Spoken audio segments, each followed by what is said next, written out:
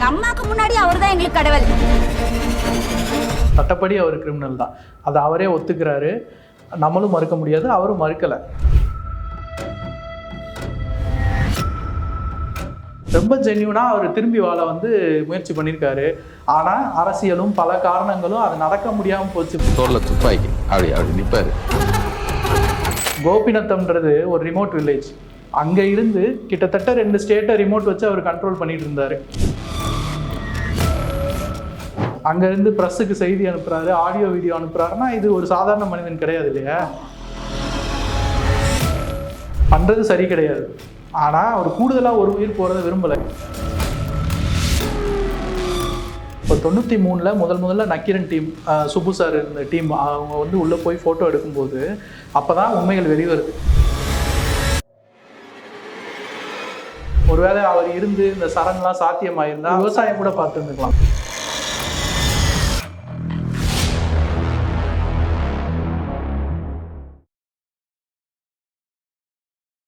வணக்கம் சார். வணக்கம்.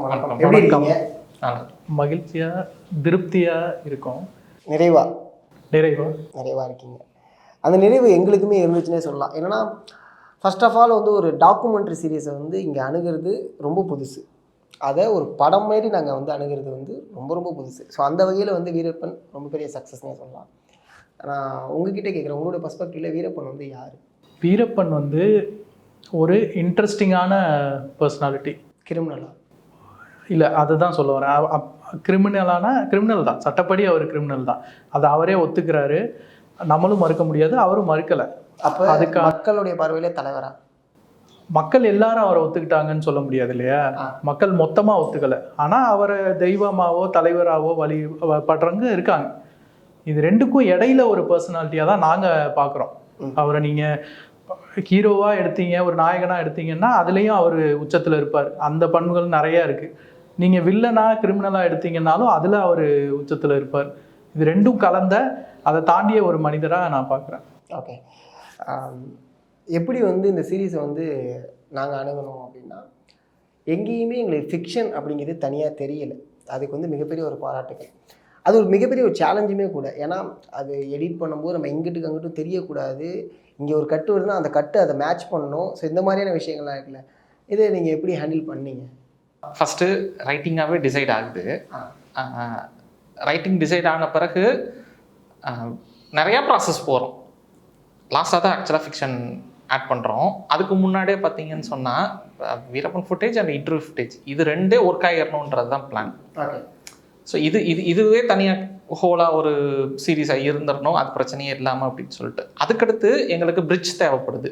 ஸோ அதுக்கு ஃபிக்ஷன் அண்ட் மற்ற இன்டர்வியூஸ் எல்லாத்தையுமே ஃபிக்ஸ் பண்ணி தான் அப்படி தான் டிசைட் பண்ணப்படுது. ஸோ அது தேவையில்லாமல் இருக்கிறதுனால, தேவையில்லாமல் எதுவும் எக்ஸ்ட்ரா இல்லாமல் இருக்கிறதுனால உங்களுக்கு அந்த ஒரு இது எதுக்கு தேவையில்லாமல் வருதுன்ற பிரச்சனை இல்லாததுனால உங்களுக்கு அது ஸ்மூத்தான ஒரு இதாக தெரிய ஆரம்பிக்குது. ஓகே. உங்களுக்கு பார்க்கும்போது எது ரொம்ப ஷாக்கிங்காக இருந்துச்சு உங்களோட பர்ஸ்பெக்டிவ்? வீரப்பன் ஒரு கொலையே பண்ணதை அவர் நெரேட் பண்ணுற விதம் இருக்குல்ல, அது ரொம்ப ஷாக்கிங்காகவும் அது ரொம்ப கேஷுவலாகவும் சொல்கிறது ஆச்சரியமாகவும். நடிச்சு காமிச்சது இல்லை, முன்னாடி இருந்தே எல்லாத்தையுமே நான் போய் கொன்னேன், தலையை வெட்டினேன், நான் போய் இப்படி நெருப்பில் போட்டு கருக்கினேன் அப்படின்ற விஷயங்கள் எல்லாமே அவர் பாட்டுக்கு அப்படியே சொல்லுவார், அசால்ட்டாக சொல்லுவார். அது பயங்கரமான ஷாக்கிங்காக இருந்தது. ஓகே. ரிசர்ச்சில் அதாவது எங்களுக்கு நிறைய ஷாக்கிங்லாம் இருந்துச்சு. ஐ மீன் இதை பார்த்ததுக்கப்புறம் இப்படிலாம் நடந்திருக்கா, அப்போ இவ்வளோ நாள் நம்ம கேட்ட கதை எல்லாமே போய் தானா, கதை வெறும் கதையாக மட்டுமே இருக்கா? ஏன்னா இதனால் நம்ம நிறைய கதை, நிறைய மித்தெலாம் கேட்டிருக்கோம். பாட்டி சொன்ன கதையே நிறையா இருக்கும், அதில் சில உண்மைகள் இருக்கும், சில பொய் இருக்கும். ஆனால் அந்த கதையுடைய கதாநாயகனே தன்னுடைய கதையை சொல்லும்போது தான் எங்களுக்கு நிறைய விஷயங்கள் புரிய வந்துச்சு. இது ரிசர்ச்சாக நீங்கள் உள்ளே போகும்போது, அந்த கிராமத்தில் போகும்போது, அங்கே இருக்கக்கூடியவங்கள்ட்ட பேசும்போது உங்களுக்கு எது ரொம்ப ஷாக்கிங்காக இருந்துச்சு? நீங்கள் இப்போது கதையாக சொன்னீங்கல்ல, பாட்டி சொன்ன கதை பல வெர்ஷன்ஸ் ஆல்ரெடி இருந்ததுன்னு, அது உண்மைதான். அதாவது வீரப்பன் கதை எப்படி இப்போ இருக்குன்னா, இப்போ நம்ம கிராமங்களில் பழைய வீரர்களோட முன்னாடி வாழ்ந்து மறைஞ்சவங்களோட கதையெல்லாம் சொல்லப்படும். அது மதுரை வீரனில் ஆரம்பித்து மலையூர் மம்புட்டியான் வரைக்கும் அது நீளும். பல பேருடைய கதை இருக்கும் கிட்ட. அப்படி தான் இப்போ வீரப்பன் அங்கே ஒரு ஒரு ஆளுமையா ஒரு வாழ்ந்து மறைந்த ஒரு வீரனா கருதப்படுறார். அதுக்கு ஏகப்பட்ட வேர்ஷன்ஸ் இருக்கும். அப்போ அதுல எது அதிகபட்ச உண்மையான வேர்ஷனா இருக்கும் அப்படின்னா அவர் தன் பார்வையில நடந்த விஷயங்களை சொல்றது. இப்போ ஃபர்ஸ்ட் நீங்க ஒரு கேள்வி கேட்டீங்கல்ல, அவர் வந்து கிரிமினலா இல்ல அவர் வந்து நல்லவரா தலைவரா அப்படின்னா, அவர் கிரிமினலானா அந்த கிரைம் நடந்ததுக்கு, அதாவது எல்லா கிரிமினல்ஸுமே உருவாக்கப்படுறது வந்து அவர் ஒருத்தரால நடக்கிறது இல்லை. அதுக்கு பின்னாடி ஒரு சூழல் இருக்கும், ஒரு சமூகம் இருக்கும், எல்லாமே நடக்குது.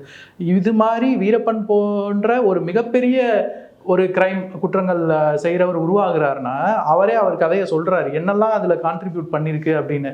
அப்போ இருந்த மலையில் அப்போ ரிசோர்ஸஸே இல்லை, மக்களுக்கு வேலைன்றது எதுவும் இல்லை, காட்டுக்குள்ளே வேட்டையாடுறது ஒரு கட்டம் வரைக்கும் பார்த்தீங்கன்னா எல்லா ஊர்லேயுமே இது மாதிரி இருக்கும். அந்தந்த ஊரில் ஒரு தொழில் இருந்திருக்கும், அது திடீர்னு ஒரு கட்டத்தில் தடை செய்யப்பட்டிருக்கும். ஆனால் மக்கள் திடீர்னு அப்படி மாற முடியாது இல்லையா. அது வந்து வீரப்பன் வாழ்க்கையிலையும் நடந்திருக்கு. வேட்டை வந்து தடை செய்யப்படுது, ஆனால் அவங்க தொடர்ந்து அதுபடி வாழ்ந்துட்டு இருக்காங்க. வேற வேலை வாய்ப்புகள் வேணும்னா கீழே வரணும், இப்படி இருக்கு. அப்போ பசிக்காக வேட்டையாடுறவர் வந்து பின்னாடி வந்து பணத்துக்காக வேட்டையாடுறன்னு இதுலேயே ஒரு வரி வரும். அப்படி வரும்போது அது பெரிய குற்றமாகுது. அப்போ ஒரு கிரிமினலோட உருவாக்கத்தில் இத்தனை விஷயங்கள் இருக்கு. ஸோ இதுதான் வந்து அப்படியே நாங்கள் இப்போ ரிசர்ச் போனது பற்றி கேட்டிங்க இல்லையா. இப்போ ஷாக்கிங் விஷயம் என்னன்னா, முறையாக இந்த ரிசர்ச்சுக்கு பேசிக் மெட்டீரியல் எது அப்படின்னா அது நக்கீரனில் வந்து இன்டர்வியூஸ் தான்.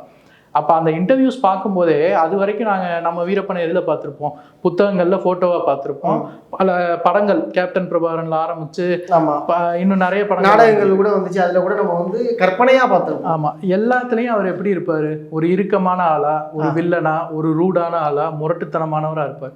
இதில் ஷாக்கு சர்ப்ரைஸ் ரெண்டுமே எதுனா, அவர் ரொம்ப இலகுவா பல இடங்கள்ல அவர் ஒரு ஃபன்னியாக பேசக்கூடிய, நகைச்சுவையாக பேசக்கூடிய, கவுண்டர் அடிப்பார், அவர் தனியாக டான்ஸ் ஆடி வைப் பண்ணுவார். நம்ம சொல்கிறோம் இல்லையா வைப் பண்ணுறோன்ட்டு, அவர் வைப் பண்ணிட்டு இருப்பார், அவர் வைப் பண்ணுவார். அவ்வளோ ஆக்டிவான ஒருத்தராக அவர் இருக்கார். பேச்செல்லாம் அவ்வளோ இலகுவாக இருக்குது, நம்மளை மாதிரி ஒரு மனிதராக இருந்திருக்காரு. அதுவே வந்து எங்களுக்கு ஒரு ஷாக் தான். ஷாக்குன்றதை விட சர்ப்ரைஸ்ன்னு சொல்லலாம். இதை தாண்டி எனக்கு இன்னும் அதிர்வா ஏற்பட்ட விஷயம், அதாவது இந்த நக்கீரன் டேப்ஸ்லேருந்து பார்த்ததுல என்ன அப்படின்னா, ஒரு ஆடியோ இருக்கு. அவர் வந்து நக்கீரன் ஆசிரியருக்கு அனுப்பின ஆடியோ. அதில் வந்து சொல்லியிருக்காரு, அது நம்ம சீரீஸ்லையுமே வரும், வெப் சீரீஸில். ஐயா, நக்கீரன் ஆசிரியர் ஐயா அப்படின்னு சொல்லிட்டு, நான் வந்து நீங்கள் சரணடைய சொல்லி கேட்டிருந்தீங்க, அப்போது நானும் தயாராக இருந்தேன், சத்தியம் பண்ணி கொடுத்தேன் நீங்கள் கேட்ட மாதிரியே அப்படின்னு. இதில் என்ன அதிர்ச்சினா, வீரப்பன் எப்படிப்பட்டவர், அவரோட சம்பவங்கள் செய்கைகள்லாம் நமக்கு தெரியும். அவர்கிட்ட ஒருத்தர் சத்தியம் வாங்கியிருக்காரு, நீ இத்தனை வருஷம் பண்ணாமல் இருந்தனா நான் உங்களுக்காக பேசுகிறேன் அப்படின்னு சொல்லி சத்தியம் வாங்கியிருக்காருன்னா அவர் எப்படி ஒரு ஆளுமையாக இருக்கணும். வீரப்பன் அவருக்கு வந்து நம்பி, வீரப்பன் வந்து கிட்டத்தட்ட எப்படி இருக்குன்னா, அவரை நம்பி அவரோட அன்புக்கு வார்த்தைக்கு கட்டுப்பட்டு தானே அந்த சத்தியம் பண்ணி கொடுக்குறாரு. அப்போ ரெண்டு பேருக்குமான அந்த நம்பிக்கை, மியூச்சுவல் நம்பிக்கை எப்படி இருந்திருக்கணும். அதெல்லாம் வந்து எனக்கு உண்மையாகவே ரொம்ப ஜென்யூனாக இருக்கும் அந்த வாய்ஸ். நீங்கள் சீரீஸில் கேட்டீங்கன்னா தெரியும், ரொம்ப ஜென்யூனாக அவர் திரும்பி வாழ வந்து முயற்சி பண்ணியிருக்காரு. ஆனால் அரசியலும் பல காரணங்களும் அது நடக்க முடியாமல் போச்சு. இப்போ நம்ம சில விஷயங்களை சொல்லுவோம், நிகழ மறுத்த அற்புதம்னு ஃபேஸ்புக்கில் தான் எழுதுவோம் இல்லையா, அது நிகழ்ந்திருந்தால் வேற மாதிரி இருந்திருக்கும் கண்டிப்பாக. ஆமாம், அது ஹைபாத்தட்டிக்கல் விஷயம்தான். நான் கூட நினைப்பேன், ஒருவேளை அவர் இருந்து இந்த சரண்லாம் சாத்தியமாயிருந்தா அவர் எப்படி இருந்திருப்பாரு. சாதாரண மனிதராக இருந்திருக்க மாட்டார். ஆமாம், ஏன்னா மனிதர்களில் பல டைப் இருப்பாங்க. அமைதியாக வந்தோமா போனோமா, அந்த ஒரு படத்தில் சொல்லுங்க, எதுவும் பேச்சு வச்சுக்காதரா, நம்ம இருந்துட்டு போயிடணுன்றது ஒரு மனிதர். கலை இது சார்ந்து வாழ்றவங்க ஒருத்தவங்க, எங்கே இருந்தாலும் லீடராக இருக்கணும்னு நினைக்கிறவங்க ஒருத்தவங்க. கோபிநத்தம்ன்றது ஒரு ரிமோட் வில்லேஜ். இப்போ வரைக்கும் அது ரிமோட் வில்லேஜ் தான். நீங்கள் போனீங்கன்னா டிரான்ஸ்போர்ட்டு, மக்கள் கொஞ்சம் சம்பாதிச்சு நல்லா வாழ ஆரம்பிச்சிட்டாங்க, சில வசதிகள் வந்துருச்சு. ஆனால் போக்குவரத்தாக எடுத்துக்கிட்டாலும் சரி, நெட்வொர்க் கவரேஜ், இது மாதிரி பல விஷயங்கள்ல இன்னும் அது ரிமோட் வில்லேஜ் தான் காட்டும். அங்கே இருந்து கிட்டத்தட்ட 2 ஸ்டேட்டை ரிமோட் வச்சு அவர் கண்ட்ரோல் பண்ணிட்டு இருந்தாரு. இதை நான் ரொம்ப குளோரிஃபை பண்ணி பாசிட்டிவாலாம் சொல்ல, ஆனால் நிஜமா ஒரு காலகட்டத்தில் அது நடந்துட்டு இருந்தது. அங்கேருந்து ப்ரெஸ்ஸுக்கு செய்தி அனுப்புறாரு, ஆடியோ வீடியோ அனுப்புறாருன்னா இது ஒரு சாதாரண மனிதன் கிடையாது இல்லையா.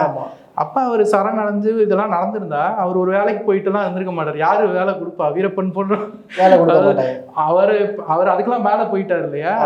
அப்போ அவர் ஒரு சமூகத்துக்காக வாழ்ந்துட்டு இருந்திருப்பாரு, கண்டிப்பாக ஒரு இயக்கத்தோட தலைவராக செயல்பட்டு இருப்பாரு. இப்படிலாம் என் தாட் ப்ராசஸ் போகும். இது ஹைபாத்தட்டிக்கல் தான், அதுதான் சொல்கிறேன். இதெல்லாம் அவர் அந்த மனநிலையில் இருந்தாருன்றது, அது நடக்க முடியாமல் போனது எனக்கு ஒரு அதிர்ச்சி தான். இதில் வந்து ஒரு விஷயம் வந்து நம்ம பேசலாம். என்னன்னா, ஃபர்ஸ்ட் ஆஃப் ஆல் வந்து இவர் யானை தந்தை வந்து யானையை சுட்டதாக இருக்கட்டும், சந்தனத்தை கடத்தினதாக இருக்கட்டும், இது எங்கே எப்படி வெளில போணுச்சு, யாருக்கிட்ட போணுச்சு அப்படிங்கிறது வந்து நாங்கள் எப்போ எதிர்பார்க்கலாம் அந்த ஒரு உண்மையை? அது இன்னும் கேள்விதான். இதை விசாரணை செய்ய வேண்டியவங்க அப்போ இருந்த காவல்துறை, அப்போ இருந்த வனத்துறை. அதில் சில இது பதிவாயிருக்கு, வழக்குகள் இருந்திருக்கு, பெரும்பாலும் மிஸ் ஆகிருக்கு. அதை தான் இதில் பேசின ஸ்பீக்கர்ஸு சீமான் சார்லாம் பேசியிருப்பாரு. அதை தான் கேள்வியாக கேட்குறாரு. உள்ளேருந்து விற்றவர் எங்கே, வாங்கினவங்க எங்கே போனாங்க அப்படின்னா அது நமக்குமே கேள்வி தான். ஏன்னா நாங்கள் 20 வருஷம் முன்னாடி போயிட்டு நாங்கள் பண்ண ரிசர்ச் எல்லாம் இதில் சம்மந்தப்பட்டவங்க டேட்டாவை வந்து நாங்கள் கருதலை. எங்களோட அப்ரோச் எப்படியா இருந்ததுன்னா, வீரப்பன் ஒரு விஷயம் செய்கிறாருன்னா அது சமூகத்தில் ஏற்படுத்தின தாக்கம் என்ன, அதனால அந்த மக்கள் என்ன பாதிக்கப்பட்டாங்க, அரசு அதை எப்படி ஹேண்டில் பண்ணுது, இதெல்லாம் வந்து சீரியஸ்லேயே விவாதமாக வரும். நீங்கள் ஒரு இடத்துல வீரப்பன் உருவாகிற இடம் கவனிச்சிங்கன்னா தெரியும். மக்கள் அப்போ எப்படி வாழ்ந்தாங்க, அவங்களுக்கு என்னன்றதை 3-4 ஆங்கிளில் பேசுவாங்க. தோழர் மோகன்குமார் சார்லாம் அதில் பேசியிருப்பாரு. பழங்குடி மக்கள் வந்து எப்படி அவங்க வாழ்க்கைன்றதை அதை சொல்லியிருப்பாங்க. இது மாதிரி ஒவ்வொரு எபிசோட்லையுமே ஒரு டிஸ்கஷன் வரும் இல்லையா, அந்த டிஸ்கஷன் தான் எங்கள் நோக்கம். அதை வாங்கினவங்க யாருன்றது அது காவல்துறை, அரசு அமைப்புகள் தான் அதை கண்டுபிடிக்கணும். கண்டிப்பாக ஒரு டாக்குமெண்ட்ரி சீரீஸ் வந்து நம்ம பண்ண போகிறோம் அப்படின்னா வி ஹாவ் அ பிளான். எப்போதுமே ஒரு படம் பண்ணும்போது நம்மளுக்கு வந்து ஒரு பிளான் இருக்கும். இந்த கட் நம்ம எப்படி வைக்க போகிறோம். இந்த ஆக்சுவலாக சொல்ல போனால் இந்த சீரீஸை இன்னும் கொஞ்சம் ஹைப்பில் எடுத்துன்னு வந்து எடிட்டிங், ஐ மீன் ட்ரெய்லர் வெர்ஷன் தான். ஏன்னா ஒரு ட்ரெய்லருமே வந்து பார்த்தீங்கன்னா ஓகேடா ஏதோ ஒரு பெரிய செய்கை இருக்குது. ஆக்சுவலாக சொல்ல போனால் ரஜினி சார் பர்த்டேக்கு நீங்கள் கொடுத்த ஒரு கிஃப்ட் தான் மிகப்பெரிய ஒரு கிஃப்டாக இருக்குது. அது ஒன்று ட்ரெய்லர் வந்து கணேஷ் சிவான்னு சொல்லிட்டு வேற ஒருத்தவங்க எடிட் பண்ணது. அதான் அந்த கிரெடிட்ஸ் அவருக்கு போகணும். Okay fine. அந்த ரஜினி சார் மேட்ரு வந்து இதுல இருந்த ஒரு பகுதி தான். அதை வந்து இதுல வெளியிட்டாங்க, ஒரு ஸ்னீக் பீக்கா வெளியிட்டாங்க. அதான் நீங்க சொன்ன மாதிரி கட்ஸ் வந்து இதுல ரொம்ப முக்கியமானது. கண்டிப்பா நீங்க அதாவது ஒரு டாக்குமெண்ட்ரி உருவாக்கம் இருக்கு இல்லையா, இனிஷியலா ஒரு ஸ்ட்ரக்சர் ஃபார்ம் ஆகும். அதை வந்து இதுல ரைட்டர் கிரியேட்டர் ஜெயச்சந்திராஷ்மி, நான் இதோ பேசிக் ஐடியா வந்து பிரபாவதி, இவங்கெல்லாம் சேர்ந்து உருவாக்குறோம். அதுக்கப்புறம் டைரக்டராக சரத் உள்ள வராரு, அவருடைய இன்புட்ஸ் எல்லாம் சேருது. இப்போ பேசிக் ரைட்டிங் அதில் உருவானா கூட இது ரிசர்ச்சில் வந்து இன்னும் மெருகிறது. ஏன்னா நாங்கள் நினச்சிக்கிட்டு இருக்க ஒரு விஷயங்கள் வந்து அங்கே மாறுது, கேள்விக்குள்ளாகுது. அப்போ அதை நாங்கள் ஓப்பனாகவே தான் ட்ராவல் பண்ணுறோம். அதுக்கு அடுத்து முக்கியமான இன்னொரு நரேட்டிவ் ஸ்டெப் எங்கே ஃபார்ம் ஆகுதுன்னா எடிட்டிங்கில் ஃபார்ம் ஆகுது. அதை ஜெய் ராம் சேர்ந்து பண்ணாங்க. அது எடிட்டிங் வந்து இப்போ பரவலாக ராம் வந்து அதை ஹம்புலா சொல்கிறாரு, எடிட்டிங் ரொம்ப பாராட்டப்படுது. கண்டிப்பாக. ஏன்னா எங்களுக்கு எங்கேயுமே நாங்கள் ஃபிக்ஷனுக்குள்ளே நுழையிறோம் அப்படிங்கிறது எங்களுக்கு தெரியல. அதுக்கு மிகப்பெரிய ஒரு பாராட்டு. ஏன்னா நான் ஃபஸ்ட்டே சொன்னேன், டாக்குமெண்ட்ரி சீரிஸ் வந்து அணுகிறது ரொம்ப கஷ்டமான ஒரு விஷயம். முன்னாடி டேரக்டர் சார் சொன்ன மாதிரி தான், டாக்குமெண்ட்ரினாலே வயலும் வாழ்வும் தான் அப்படின்னு. ஆனால் இதில் அப்படி இல்லை. ஸோ அதுக்கு மிகப்பெரிய ஒரு பாராட்டுகள் பேசுகிறோம் உங்களுக்கு. அது முதல்லையே ஒரு முடிவு நாங்கள் எல்லாம் சேர்ந்து என்ன முடிவு பண்ணதுன்னா, டாக்குமெண்ட்ரி ஆல்ரெடி நம்ம பேசுனது தான். என்னென்னா டாக்குமெண்ட்ரின்றது நமக்கு காமனான இது கிடையாது. இதில் சொல்லப்பட வேண்டிய டாக்குமெண்ட்ரிக்கான நேர்மையும் இருக்கணும், அதே நேரம் அது சுவாரஸ்யமாகவும் இருக்கணும். அது போர் அடிக்குதுன்னு நிறுத்திட்டு போகிறதா இருக்கக்கூடாதுன்னு. நீங்கள் வீரப்பன் வாழ்க்கையை பார்த்தீங்கன்னா மிக சிறந்த திரைக்கதையாக இருக்கும். இடையில சில நாட்களை கட் பண்ணிட்டீங்கன்னா போதும், ட்விஸ்ட் அண்ட் டர்ன்ஸ் அதுலேயே இருக்கும். அது மாதிரி ஒரு திரைக்கதை எழுதுறது கஷ்டம். அப்போ அதை வந்து அப்படியே கொண்டு வந்துட்டோம். அவரே சொல்கிறாரு, அவரோட நரேஷனும் நீங்கள் பார்த்துருப்பீங்க, அவரே கட் பண்ணுவார், அவரே பிரேக் விடுவார், எல்லாமே நடக்கும், நான் லீனியரெல்லாம் போவார். நீங்கள் சொன்ன ஒரு விஷயம் இருக்குது. வீரப்பன் வந்து ஒரு இடத்துல அவருக்கு அந்த இடத்துல நல்லது நடந்துருந்துச்சுன்னா வீரப்பன் வந்து இப்போ நம்ம பேசக்கூடிய ஒரு மிகப்பெரிய ஒரு கிரிமினலாகவோ இல்லை சோன்னு சொல்லக்கூடிய அந்த ஒரு அளவு ஆயிருக்க மாட்டார். அந்த இடத்துல அவர் வந்து அவர் தப்பிச்சு வந்தனால தான் ஓகே இவனை கொல்லணும் அப்படிங்கிற ஒரு பிளாஸ்ட் ஒன்று. ஏன்னா 2 விஷயம் இருக்கும். இவ்வளோ ஒரு மூடி மறைச்ச ஒரு விஷயத்தை வெளில கொண்டு வரும்போது உங்களுக்கான சேலஞ்சுமே நிறையா இருக்கும். ஏன்னா இது எதுவுமே வெளில தெரியக்கூடாது. ஃபர்ஸ்ட் ஆஃப் ஆல் விக்கியில் பார்க்கும்போது இந்த 2000 யானைகளாக இருக்கட்டும், இத்தனை பேரை கொண்டாங்கிற நம்பர்ஸை எக்ஸாகரேட் பண்ணி சொல்கிறதா இருக்கட்டும், இதெல்லாம் மூடி மறைக்கிறதுக்கான ஒரு விஷயம் தான். எண்ட் ஆஃப் த டே இவர் கிரிமினலாக மட்டுமே எல்லாரும் பார்க்கணும் அப்படிங்கிறதுக்காக இவங்க அரசாங்கம் செய்யக்கூடிய ஒரு விஷயம் தான். அதை நம்ம வெளில கொண்டு வரும்போது சேலஞ்சிங்குமே நிறையா இருக்கும்ல. அது என்னென்ன ஃபேஸ் பண்ணீங்க நீங்கள்? இதில் சேலஞ்சஸ்ன்னு பார்க்கும்போது இதுக்கு முன்னாடி இது முத வெளிவருதுல 93 தான் முதல் பேட்டி வெளிவருது. அப்போ இருந்த சேலஞ்சை கம்பேர் பண்ணால் இதில் பெரிய சேலஞ்சஸ் இல்லைன்னு தான் சொல்லுவேன். அப்போ இருந்த சேலஞ்சை நான் சொல்கிறேன். என்னென்னா, நீங்கள் சொன்னீங்கல்ல, அவரை ஒரு கொலைக்காரனா மட்டும் பார்க்குற ஒரு தன்மை வந்து 93க்கு முன்னாடி அப்படி தான் இருக்கும். எல்லா இப்போ நியூஸ் பேப்பர்ஸ்லையும் சரி, மேகசின்ஸ்லையும் மாயாவி வீரப்பன், காட்டில் கொள்ளையன் வீரப்பன், கொலைக்காரன், இந்த மாதிரியே தான் வரும். 93 தான். ஃபோட்டோ கூட உங்களுக்கே தெரிஞ்சிருக்கும், ஒரே ஒரு ஃபோட்டோ தான் அப்போ வரைக்கும் இருந்தது.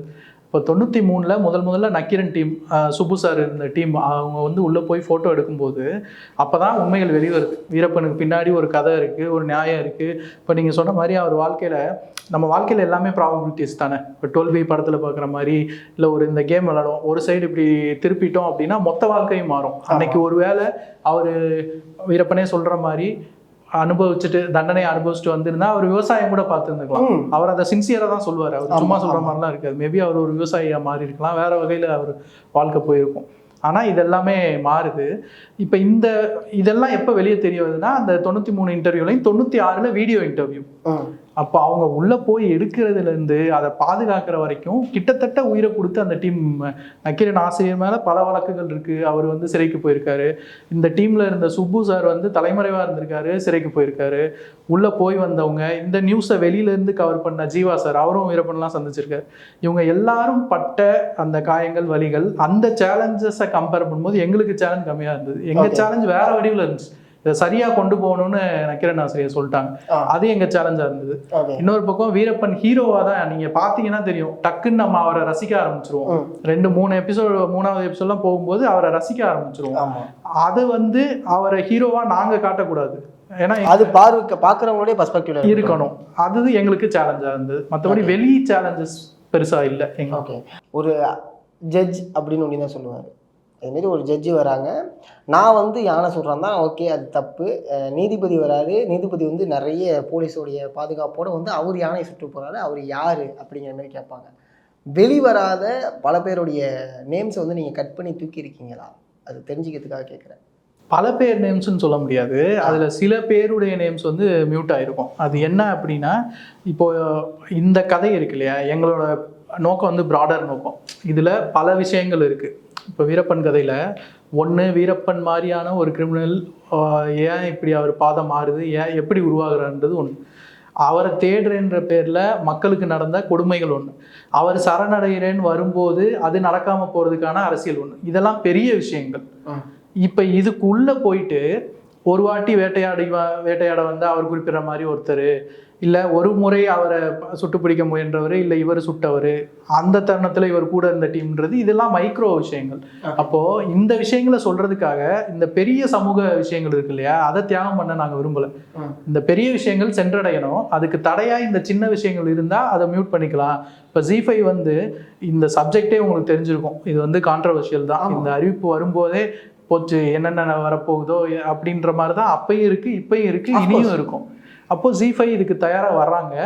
அப்படிங்கும்போது அவங்க கொடுக்குற சில suggestions, safety of the project, அதுக்காக கொடுக்கும்போது அதை நாங்கள் ஏற்றுக்கிட்டோம். வெளில வந்து ஒரு பார்வை இருக்கும். ஃபஸ்ட்டே சொன்ன மாதிரி தான், கிட்டக்க வந்து ஒருத்தவங்களை பார்க்குறதுக்கும் எட்டக்கேருந்து பார்க்குறவங்களுக்கும் நிறைய வித்தியாசங்கள் இருக்கும். வெளிலேருந்து பார்க்கும்போது நீங்கள் ஒரு கெட்டவன் தான், ஆனால் உங்கள் கிட்டக்க வரும்போது நல்ல மனுஷன்ப்பா அப்படின்னு சொல்லக்கூடிய வகைகள் இருக்கும். நீங்கள் ரிசர்ச் பண்ணல, இந்த ரெண்டுத்தையுமே நீங்கள் பார்த்துருப்பீங்க. அதில் நிறைய பேர் வந்து தண்டனை அனுபவிச்சவங்களுமே வீரப்பனை நல்ல ஒன்றே சொல்லியிருப்பாங்க. ஸோ அப்படி நீங்கள் பார்த்து ரொம்ப வியந்த ஒரு பர்சன், அவங்க சொன்ன ஒரு வார்த்தை ஞாபகம் இருக்கா? நாங்கள் 2 பேர் எனக்கு உடனே ஞாபகம் வராங்க. நிறைய பேர் அப்படி இருக்காங்க. அதில் ஒருத்தர் வந்து மல்லன் அப்படின்னு சொல்லிட்டு, கெத்தேசால்ன்ற ஊர். அந்த கெத்தேசால் தாண்டி ஒரு மலையில் உயரத்தில் வந்து வீரப்பன் அவங்களோட குழுவை சேர்ந்து நிறைய பேர் அங்கே இருந்திருக்காங்க. அப்போ அந்த ஊரை சேர்ந்த சிலர் வந்து போலீஸுக்கு தகவல் கொடுத்தனால அவங்கெல்லாம் பல பேர் சதறிடுச்சு. அவங்க குரூப்பே அந்த சமயத்தில் சதறிடுச்சு. அதில் சிலர் வந்து போலீஸ் கையில் மாட்டி கடும் கொடுமைகளுக்கு உள்ளாகிறாங்க. இது வந்து வீரப்பனுக்கு பெரிய கோபம் ஏற்படுத்துது. அப்போது அவர் போயிட்டு விசாரிக்கிறார். அவர் எப்பயுமே இது மாதிரி ஒன்று நடக்கும்போது ரொம்ப தீவிரமாக விசாரித்து தான் அதில் இது பண்ணுறாரு. கரெக்டாக போய் பேர் சொல்லியே கூப்பிட்றாரு. கெத்தேசாலில் அதில் சொல்லியிருப்பாங்க, நம்ம சீரீஸ்லேயே ஒருத்தர் சொல்லுவார், அந்த வெட்டுப்பட்டு தப்பிச்சவர் ஒருத்தர் இருக்கார். 6 பேரை சுட்டு வெட்டும்போது எவ்வளோ அது அதிர்ஷ்டமாக என்னன்னு தெரியல, ஆனால் அவர் தப்பிச்சிருக்காரு. அப்போது அவர் வந்து சொல்கிறாரு, இத்தனை மாதிரி பேரெல்லாம் கூப்பிட்டாங்க. அப்போது அந்த வழியாக போனவர் தான் அந்த மல்லன் அப்படின்றவர். அவர் ஒரு ஸ்கூல் சர்வெண்ட்டு. அப்போ அவர் வந்து சொல்கிறாரு எங்கள்கிட்ட, இதுலேயும் பகிர்ந்துருப்பார், இன்னும் கூடுதலாக நம்மள்கிட்ட சொல்லுவார் இல்லையா. அவர் வந்து நாங்கள் கேட்குறோம், வீரப்பன் எப்படி அப்படின்னா, எனக்கு என்னவோ நல்லவராக தான் படுது, என்ன உங்கள் ஊரில் இப்படி நிஜமாக அதுக்காக அவர் வருத்தப்படுறாரு. ஊரில் ஒரு 6 பேரை இப்படி நடக்குதுன்னா அது பெரிய அதிர்வு இல்லை. அது ஒரு மலை கிராமம், எல்லாம் ஒன்றா வாழ்கிற ஒரு கிராமம். அதிர்வாக இருந்தாலும் வந்ததில் ரொம்ப விசாரித்து அந்த 6 பேரை தான் அவர் தண்டிக்கிறாரு. அதை தாண்டி ஒருத்தரை கூட ஒரு மரியாதை இல்லாமையோ அப்படி கூட பேசலை. அன்னைக்கு வந்து அவர் எத்தனை பேர்த்த வெட்டியிருந்தா யார் கேட்க போறா? அந்த டீமில். ஆனால் ரொம்ப விசாரித்து பண்ணுறது சரி கிடையாது. ஆனால் அவர் கூடுதலாக ஒரு உயிர் போகிறத விரும்பலை. நீங்கள் இன்னொரு இடத்துலையும் கவனிக்கலாம். போலீஸ்க்கும் வீரப்பனுக்கும் ஒரு ஷூட் அவுட் நடக்கும் இல்லையா, ஷக்கீல் அகமது, ஹரிகிருஷ்ணன் அந்த டீம் வரும்போது பஸ்ஸு வந்துருச்சுன்னா அவங்க நிறுத்துவாங்க. ஸோ இது மாதிரி வீரப்பன் வந்து மல்லன் சொல்கிறாருல, அந்த ஊரில் ஒரு இழப்பு நடந்திருக்கு, ஆனாலும் அவர் நல்லவராக பார்க்குறேன், அது முடிச்சுட்டு அந்த ஊரில் கடையில் பொருள் வாங்கிட்டு போகிறாங்களாம். இப்படி ஒரு சம்பவம் செஞ்சவர் பொருள் வாங்க வந்தால் யாராவது காசு கேட்பாங்களா? யாரும் கேட்டிருக்க மாட்டாங்க இல்லையா. ஆனால் வீரப்பன் வந்து அங்கே தேவைக்கு அதிகமாக காசு கொடுத்துட்டு போயிருக்காரு, அதிகமாகவே கொடுத்துட்டு போயிருக்காரு அப்படின்றாங்க. இப்போது இது வந்து ரொம்ப இப்போ நம்ம அனலைஸ் பண்ணவே கஷ்டமான விஷயந்தான். 6 பேர்த்த சுட்டாரு, செஞ்சார், 5 பேர் செத்துட்டாங்கன்றதுனால அவர் கெட்டவர். அதே நேரம் மல்லன் என்ன சொல்கிறாரு, இவர் நல்லவராக தான் தெரியுது அப்படின்றாரு. அப்போ இந்த குழப்பம் தான் வீரப்பன் கேரக்டர் அனலைஸ் பண்ணுற எல்லா இதுலேயும் இருக்கும். இதே மாதிரி போலீஸ் ஒருத்தரோட ஃபேமிலி காமிச்சிருக்கோம் இல்லையா, அவங்க லாஸ்ட்ல கேட்குறோம் சுஜா வரும்போது அவங்களும் நல்லவர்னு தான் சொல்கிறாங்க அப்படின்றாங்க. அதுதான் வீரப்பன் கேரக்டரில் உள்ள ஒரு சமுதாயத்துக்கு மட்டுமே வீரப்பன் சொந்தக்கார் அப்படிங்கிற மாதிரியான ஒரு பார்வை இருக்குது. அது வீரப்பனோட பார்வையுமே அதுதானா? இல்லை. இப்போ இதில் 2 கேள்வி இருக்கு இல்லையா. ஒன்று வந்து அவர் ஒரு சமுதாயத்துக்கு சொந்தமானவர், அவர் சொந்தமானவராக கொண்டாடப்பட வேண்டிய ஒரு இவரான்றது ஒரு கேள்விக்குறி. ஆனால் நிறைய பேருக்கு அவர் உண்மையாக ஒரு கரிஸ்மா உள்ள ஒரு ஆள். நீங்கள் அவருடைய லுக்கில் நீங்கள் அதே மாதிரி ஒல்லியாக அதே உடலமைப்பில் உள்ள வேற யாரை பார்த்தாலும் கிண்டல் செய்யக்கூடிய தன்மை உள்ள, இப்போ மாறிட்டுருக்கு. ஆனால் ஒரு காலத்தில் கிண்டல் செய்யக்கூடிய தன்மை இருந்தது இல்லையா நம்ம ஊரில். ஆனால் வீரப்பன் முகத்தை பார்க்கும்போது அந்த தீர்க்கம், அந்த ஆழமான பார்வை, அவருடைய தோற்றமே வந்து ஒரு கரிஸ்மா உள்ளது. அதுக்கே வந்து ஒரு ஃபாலோவர்ஸ் வந்துருவாங்க.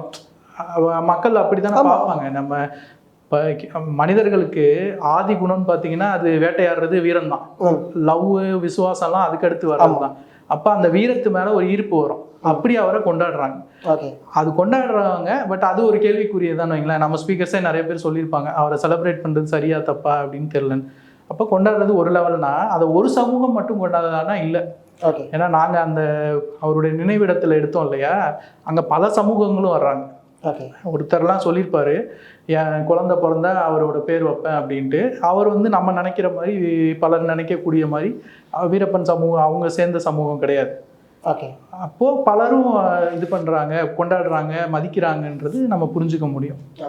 அப்போனா பொதுவாக ஒரு விஷயத்தை நம்ம இப்போ பார்த்ததை வச்சு சொல்ல போனால், வீரப்பனை ஒருவேளை ப்ராப்பராக அரெஸ்ட் பண்ணி அவங்க விசாரணை பண்ணியிருந்தா மேபி அதுக்கப்புறம் கொடுக்கக்கூடிய ஒரு தண்டனை சரியாக இருந்திருக்கும் அப்படிங்கிற மாதிரியான ஒரு பர்ஸ்பெக்டிவ்ல எடுத்துக்கலாமா? உண்மைதான். அதாவது இது முடிஞ்சிருந்தால் அது சரியாக தான் இருந்திருக்கும் அப்படின்றது நம்மளுடைய கருத்து. இதில் வந்து வழக்கறிஞர் பாப்பா மோகன் சார் சொல்லுவார், அவர் களத்துலையும் இருந்தவர். அவர் வந்து என்ன சொல்லுவார், நம்ம சட்டம் வந்து சட்டத்துடைய நோக்கமே திருந்தி வாழ வைக்கணும். அதை வீரப்பனே ஒரு எக்ஸாம்பிள் சொல்கிறார். பூலான் தேவியக்கெல்லாம் ஒரு வாய்ப்பு கொடுத்தாங்க அப்படின்னு. ஆனால் 2 பேர் செய்த குற்றங்களோட தன்மை வந்து வேற வேற. இப்போ இவர் செஞ்ச குற்றங்கள் அதிகம்ன்றதும் ஒன்று இருக்குது, அதோட நோக்கம்லாம் வேற. ஆனால் திருந்த முடிஞ்சிருந்தா நல்லா இருந்திருக்கும். இப்போ நானே சொன்னேன்ல, ஒரு ஹைபாத்தட்டிக்கலாக ஒரு விஷயம் யோசிச்சு சொன்னேன். பாகம் 2 எல்லாருமே எக்ஸ்பெக்ட் பண்ணக்கூடிய ஒரு விஷயம். ஏன்னா இப்போ நிறைய பேரை பற்றி பேச ஆரம்பிச்சிட்டாங்க. நீங்கள் சொன்னதுலேருந்து ஏன்னா 2 இடத்துல வந்து நக்கீரன் சாரே ஒரு விஷயம் சொல்லியிருப்பாங்க. இவங்க சொல்லுவாங்க அவர் நல்ல ஒரு 1ஆம் நம்பர் ப்ராடுங்க அவன் அப்படிம்பாங்க. அதாவது அந்த ஆடு திருந்த ஒரு போலீஸ். ஸோ இதுமாதிரி நிறைய பேரை வந்து வெளியே நீங்கள் காட்டியிருக்கீங்க. பாகம் 2 எப்போ வரும்? பாகம் 2 கண்டிப்பாக வரும் அப்படின்ற அது உறுதி. எல்லாரும் எதிர்பார்க்குறாங்க, நீங்கள் எல்லாம் கேட்குறீங்கன்றது ரொம்ப மகிழ்ச்சி. ஆனால் குறிப்பாக டைம் எது சொல்ல முடியாது. அது அஃபிஷியலாக வரும். அதுக்கான வேலைகள் வந்து நாம் இருக்குது. அதில் என்ன வரும் அப்படின்னு எதிர்பார்த்தீங்கன்னா, வீரப்பன் வாழ்க்கை ஒரு திறந்த புத்தகம் தான். அது நியூஸில் பதிவாயிருக்கு, இதாக இருக்குது. அதை தாண்டி பலருக்கும் தெரியாத லேயர்ஸ் வந்து வரும் அப்படின்றத நான் உறுதியாக சொல்லுவேன். ஏன்னா திறந்த புத்தகத்திலே பாதி புத்தகங்கள் கிழிச்சு தான் வெளில வந்துச்சு. அதனால தான் கிழிக்காத புத்தகம் வருமானு கேட்டேன். உண்மை. முடிஞ்ச அளவு அதை நாங்கள் முயற்சி பண்ணுவோம். ரொம்ப நன்றி உங்களோட வேல்யூபிளான டைம் எங்களுக்கு ஒதுக்குனதுக்கு. அட் த சேம் டைம் இதுக்கப்புறம் நிறைய பேர் இந்த டாக்குமெண்ட்ரி சீரீஸை பார்ப்பாங்க உங்களால். ஏன்னா first of all documentary series நம்ம ரொம்ப புதுசு, நீங்கள் பார்க்க வச்சுட்டீங்க. இதுக்கப்புறம் எந்த டாக்குமெண்ட்ரி சீரீஸ் இருந்தாலும் பார்ப்பாங்க. அதுக்கு வந்து மிகப்பெரிய ஒரு வாழ்த்துக்கள். நன்றி. நன்றி.